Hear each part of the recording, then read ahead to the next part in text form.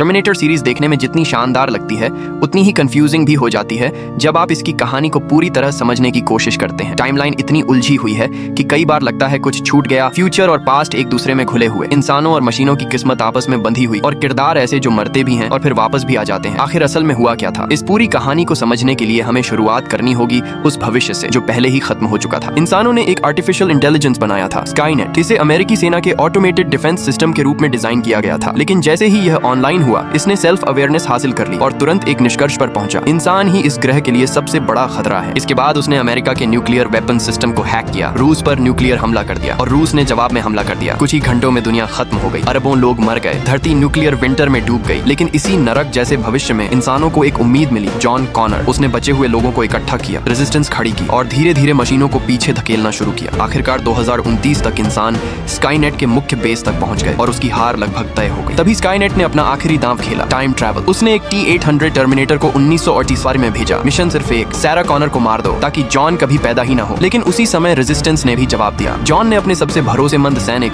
Kyle रीस को पीछे भेजा सैरा की रक्षा करने के लिए। काइल बचपन से जॉन से उसकी माँ की कहानियां सुनता आया था और उसे उसकी एक पुरानी फोटो भी मिली थी। उस फोटो ने उसके अंदर एक अजीब सा इमोशनल कनेक्शन पैदा कर दिया था। इसलिए जब मौका आया, उसने बिना झिझक खुद को वॉलंटियर कर दिया। 1984 में पहुंचते ही काइल और सैरा की मुलाकात होती है और उसी पल से उनकी जिंदगी एक भाग दौड़ बन जाती है। T-800 लगातार उनका पीछा करता रहता है। काइल अपनी जान की परवाह की बिना सैरा की रक्षा करता है और धीरे धीरे सैरा उस पर भरोसा करने लगती है। फिर उससे प्यार भी हो जाता है। भागते भागते एक रात दोनों का रिश्ता बनता है और उसी रात सैरा गर्भवती हो जाती है। यही बच्चा आगे चलकर जॉन कॉनर बनने वाला है, यानी भविष्य का नेता खुद अपने ही सैनिक के जरिए पैदा होता है। एक परफेक्ट टाइम लूप। काइल उसे भविष्य का संदेश भी सुनाता है, मजबूत रहना, तुम्हें जिंदा रहना होगा वरना मैं कभी पैदा नहीं होऊंगा। यह सुनकर सैरा पूरी तरह बदल जाती है। अब वह सिर्फ एक साधारण लड़की नहीं बल्कि भविष्य की जिम्मेदारी उठाने वाली महिला बन चुकी होती है। अंतिम लड़ाई में काइल अपनी जान कुर्बान कर देता है और सैरा हाइड्रोलिक प्रेस में T-800 को कुचलकर खत्म कर देती है। कुछ समय बाद उसे पता चलता है कि वह प्रेग्नेंट है। वह अपने बेटे का नाम रखती है जॉन कॉनर और स्काईनेट से बचने के लिए अकेले सफर पर निकल जाती है। रास्ते में वह टेप रिकॉर्डर में अपने बेटे के लिए संदेश रिकॉर्ड करती है। काइल की बहादुरी, भविष्य की सच्चाई, सब कुछ। एक छोटा लड़का उसकी फोटो खींचता है, वही फोटो जो बाद में जॉन काइल को देगा। समय का चक्र पूरा हो जाता है। पहली घटना के बाद सैरा पूरी तरह बदल चुकी होती है। वह ट्रेनिंग करती है, हथियार चलाना सीखती है और छोटे जॉन को लेकर लगातार छिपती रहती है। उसे पता है जजमेंट डे आने वाला है, 29 अगस्त 1997। लेकिन अब उसके मन में एक सवाल आता है, क्या भविष्य बदला जा सकता है? यहीं से टर्मिनेटर 2 की कहानी शुरू होती है। इस बार मशीनें सीधे बच्चे जॉन को मारने के लिए